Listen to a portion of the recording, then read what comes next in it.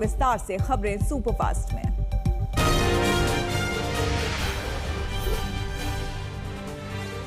देश में कोरोना की दूसरी लहर सुस्त पड़ रही है। अप्रैल के बाद पहली बार कोरोना के केस 1 लाख से नीचे आ गए। देश में कोरोना से मौत की संख्या में भी कमी आई है। 24 घंटे में 2123 लोगों की मौत हो गई। दिल्ली में तेजी से कोरोना के मामले कम हो रहे हैं। दिल्ली में 24 घंटे में कोरोना के 316 नए मरीज सामने आए, जबकि मरने वालों की संख्या भी 50 से नीचे रही। एक दिन में 41 लोगों की कोरोना से जान गई। महाराष्ट्र में भी कोरोना की दूसरी लहर कमजोर पड़ गई है। यहां पिछले 24 घंटे में कोरोना के 10,891 नए मरीज सामने आए। मौत के आंकड़ों में भी कमी दर्ज की गई है। महाराष्ट्र में एक दिन में कोरोना से 295 लोगों की मौत हो गई। यूपी में कोरोना के केस 1000 से नीचे मिले। 24 घंटे में 797 नए बीमार मिले। राज्य के किसी भी जिले में एक्टिव मरीज 600 से ज्यादा नहीं है, लिहाजा पूरे राज्य में कहीं भी कोरोना कर्फ्यू नहीं है। नोएडा में आज से मेट्रो भी चलने लगेगी।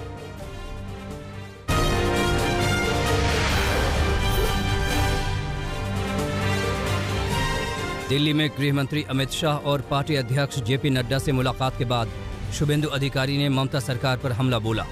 शुभेंदु अधिकारी ने कहा कि चुनाव के बाद बीजेपी के कार्यकर्ताओं की हत्या रोहिंग्या और बांग्लादेशी घुसपैठियों को आगे करके की जा रही है।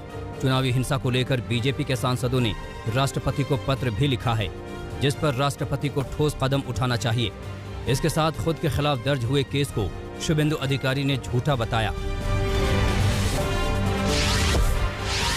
वो 18 सांसद जमीन से जुड़ा हुआ सांसद है। ग्राउंड रियलिटी समझ के जो लिखा है उसके ऊपर महामहिम राष्ट्रपति जी को कुछ कार्रवाई करना पड़ेगा, करना चाहिए, मेरा भी गुंजाइश है। और दूसरा जो टीएमसी का स्टेटमेंट आया आपका मुंह से, आपका चैनल से, वो स्टेटमेंट का कोई ग्राउंड रियलिटी नहीं है। इस बार जो वायलेंस हो रहा है पॉलिटिकल वायलेंस नहीं है, कम्युनल वायलेंस है। विधानसभा चुनाव से पहले टीएमसी छोड़कर बीजेपी में आए राजीव बनर्जी ने इशारों में शुभेंदु अधिकारी पर हमला बोला है। राजीव बनर्जी ने फेसबुक पोस्ट में लिखा कि जीती हुई सरकार की आलोचना करना ठीक नहीं है। राजीव बनर्जी ने कहा कि कुछ लोग दिल्ली जाकर पश्चिम बंगाल में राष्ट्रपति शासन की धमकी दे रहे हैं, जो जनादेश का अपमान है।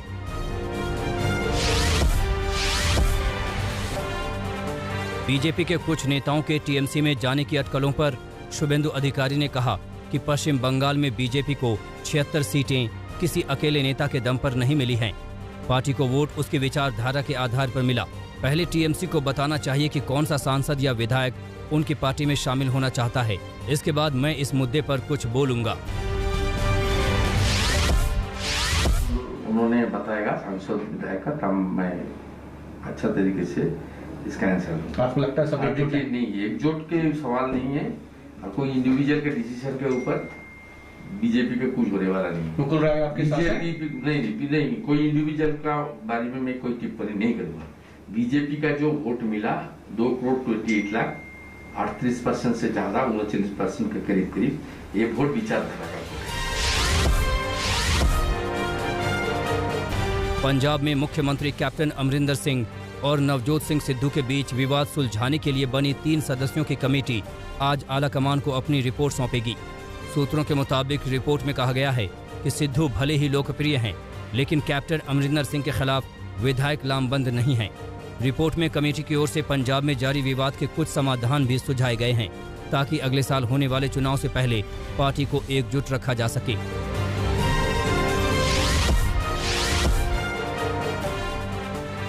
भारतीय किसान यूनियन के नेता राकेश टिकैत आज पश्चिम बंगाल की मुख्यमंत्री ममता बनर्जी से मुलाकात करेंगे। दोपहर 1:30 बजे राज्य सचिवालय में ये मुलाकात होगी। ममता बनर्जी लगातार किसानों के आंदोलन का समर्थन करती रही हैं। टीएमसी के सांसद दिल्ली की सीमाओं पर आंदोलन कर रहे किसानों से मुलाकात के लिए भी पहुंचे थे। बंगाल के चुनाव में राकेश टिकैत ने बीजेपी के खिलाफ प्रचार भी किया था। कोरोना के केस कम होने के बाद राकेश टिकैत ने आंदोलन को और तेज करने की बात कही है।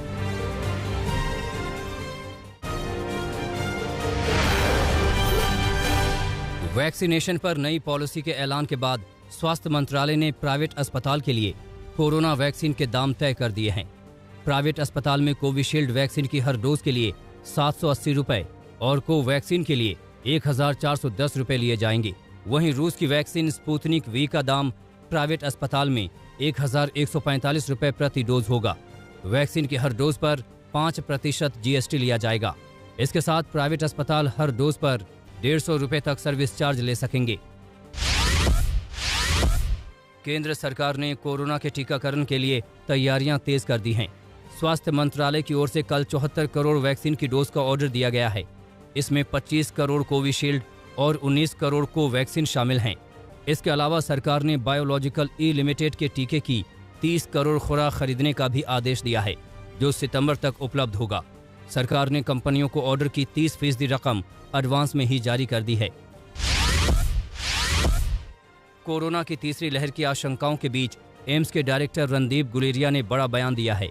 एम्स के डायरेक्टर ने कहा कि कोरोना की तीसरी लहर को लेकर हमारे पास कोई डेटा नहीं है। ऐसे में ये बता पाना मुश्किल है कि बच्चों के लिए ये कितना घातक होगा। उन्होंने कहा कि आगे भी कोरोना के संक्रमण को रोकने के लिए लोगों को प्रोटोकॉल का पालन करना होगा। अगर हम पूरा डेटा देखें, इंडियन डेटा देखें, फर्स्ट वेव का, सेकेंड वेव का या ग्लोबल डेटा देखें, तो अभी तक ऐसा कोई डेटा नहीं आया विद ओल्ड द वायरस और द न्यू वेरिएंट्स जहां पे ये दिखाया गया है कि बच्चों में अब ज्यादा सीरियस इन्फेक्शन हो। अगर हम सेकेंड वेव का डेटा भी देखें तो जो भी बच्चे एडमिट हुए थे हॉस्पिटल में, 60 to 70% जो बच्चे एडमिट हुए थे, दे वर दोज विद कोमॉर्बिडिटीज। या तो उनकी इम्यूनिटी कम थी या कुछ ऐसे बच्चे थे जो कीमोथेरेपी पे थे। जो हेल्दी बच्चे थे उनको माइल्ड इलनेस हुआ and they recovered without hospitalisation. इसलिए अभी कोई एविडेंस ऐसा नहीं है कि अगर वेव आएगी तो सीवियर इलनेस बच्चों में करेंगी। यूपी में ऑटो, टेम्पो और फल सब्जी वालों को विशेष अभियान चलाकर कोरोना का टीका दिया जाएगा। 14 जून से यूपी में इस अभियान की शुरुआत होगी। ड्राइवर्स के लिए आरटीओ पर, जबकि फल सब्जी वालों के लिए नगर निगम, नगर पालिका और परिषद दफ्तर में अलग से बूथ बनाए जाएंगे। कोरोना के चलते उत्तराखंड में लगाई गई पाबंदियों में एक बार फिर बदलाव किया गया है। अब उत्तराखंड में बाजार और दुकान सुबह 8 बजे से शाम 5 बजे तक खुलेंगे। हालांकि मॉल, सिनेमा घर, जिम, पार्क जैसी जगहों को अभी बंद ही रखने का फैसला किया गया है। पूर्वी लद्दाख में LAC पर चीन की चालबाजी एक बार फिर सामने आई है। LAC के पास चीन के 20 से ज्यादा लड़ाकू विमानों ने युद्धाभ्यास किया। चीन के युद्धाभ्यास के बाद से भारतीय सेना भी अलर्ट है और चीन की हर गतिविधि पर नजर बनाए हुए है। यूपी के कानपुर में बस और लोडर की टक्कर से 15 यात्रियों की मौत हो गई। बस कानपुर से अहमदाबाद जा रही थी। कानपुर के सचंडी के पास सामने से आ रहे लोडर से टक्कर के बाद बस पलट गई। सीएम योगी आदित्यनाथ ने हादसे पर दुख जताते हुए घायलों के बेहतर इलाज का निर्देश दिया।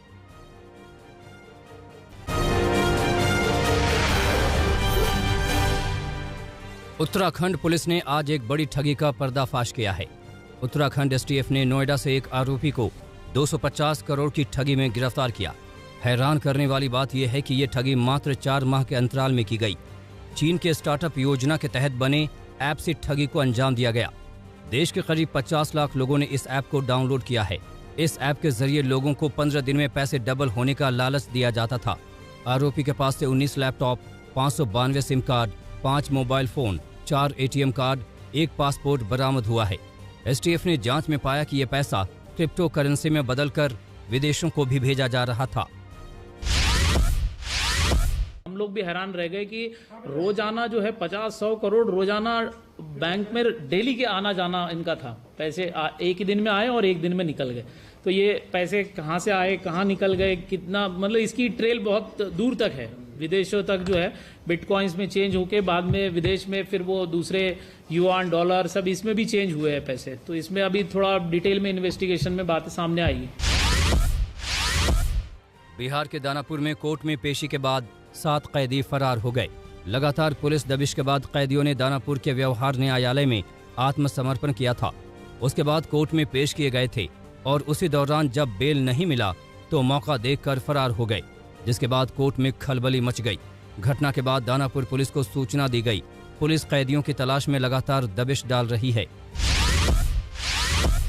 सोनीपत में एक महिला को ऑनलाइन बियर का भुगतान करना महंगा पड़ गया। साइबर ठगों ने उसको झांसे में लेकर 85,000 रुपए की ठगी कर ली। युवती ने ठगी की घटना के 1 महीने बाद मुकदमा दर्ज कराया है। युवती ने गुजरात से पुलिस को मेल भेजकर शिकायत की है। महिला ने बताया कि तभी उसके मोबाइल पर मैसेज आया जिससे 85,518 रुपए कटने की जानकारी मिली। उसके बाद उन्होंने उस नंबर पर कई बार संपर्क का प्रयास किया, लेकिन दूसरी ओर से कॉल रिसीव नहीं की गई। उसने मामले को लेकर बैंक को भी शिकायत दी, लेकिन ठोस कार्रवाई नहीं हो सकी। चेहरे चेहरे चेहरे चेहरे तो और वो तेरे से, पर दिल तेरी बहन बना गया उसकी गेल मलेने फेरे से। दिल्ली पुलिस के कांस्टेबल और महिला हेड कांस्टेबल का गाने पर डांस वाला वीडियो सोशल मीडिया पर वायरल हो रहा है। मोबाइल ऐप के जरिए गाने पर डांस वाला वीडियो बनाया गया। दोनों पुलिसकर्मी कोरोना के दौरान लगाई जाने वाली ड्यूटी पर तैनात थे, तभी ये वीडियो बनाया गया जिसमें वो बिना मास्क के नजर आ रहा है। पुलिस ने दोनों पुलिसकर्मियों को नोटिस जारी किया। नोटिस में कहा गया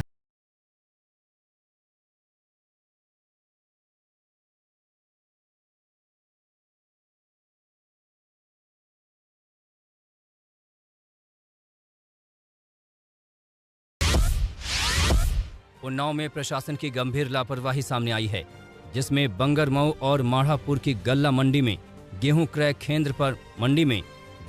केंद्र पर बारिश होने से गेहूं की बोरियां भीग गईं, जबकि केंद्र पर छाया के लिए लगे टीन शेड होने के बावजूद बोरियों को सुरक्षित जगह में नहीं लगाया गया।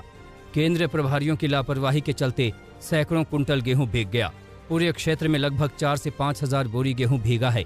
इतनी बड़ी लापरवाही करने के बाद भी केंद्र प्रभारी गलती मानने के लिए तैयार नहीं है।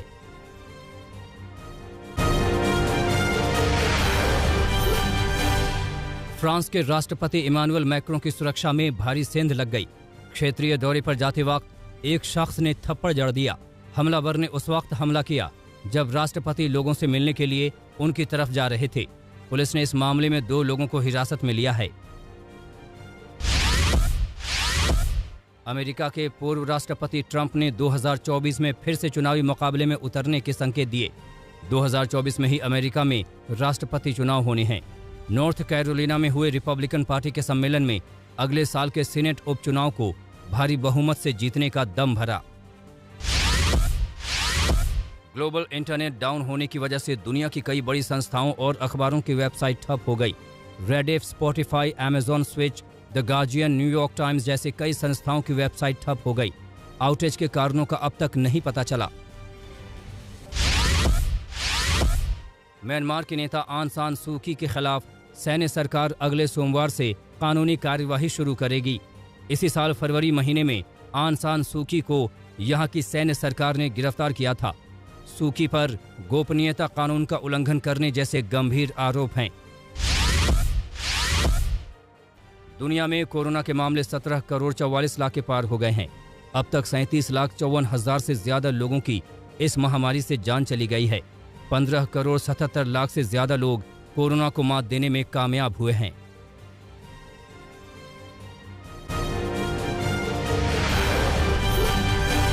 नेपाल में वैक्सीनेशन दोबारा शुरू हुई। चीन से मिले 10 लाख डोज के बाद नेपाल ने दोबारा वैक्सीनेशन शुरू किया। 60 साल से ऊपर की उम्र वाले लोगों को वैक्सीन लगाई जा रही है।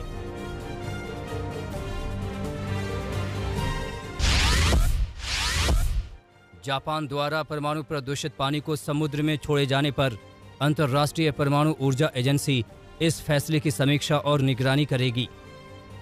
जापान ने अंतर्राष्ट्रीय परमाणु ऊर्जा एजेंसी से इस मामले में संपर्क किया था। सिंथेटिक कीटनाशकों पर पाबंदी लगाने वाला स्विट्जरलैंड पहला यूरोपीय देश बन सकता है। 13 जून को इस मुद्दे पर जनमत संग्रह होना है। पूरी दुनिया में सिर्फ भूटान ही एकमात्र ऐसा देश है जहां सिंथेटिक कीटनाशकों पर पाबंदी है।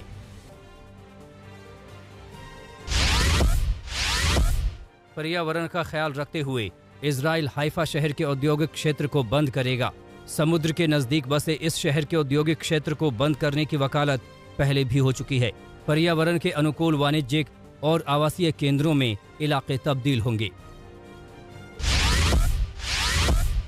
ऑस्ट्रेलियाई वैज्ञानिकों ने ऑस्ट्रेलिया में सबसे बड़े डायनासोर की प्रजाति का जीवाश्म ढूंढा है। 9 से 9.5 करोड़ साल पहले धरती पर पेड़ पौधे खाने वाली डायनासोर की यह प्रजाति रहती थी। इस प्रजाति को ऑस्ट्रेलोटिटन कुप्रेंसिस नाम दिया गया है।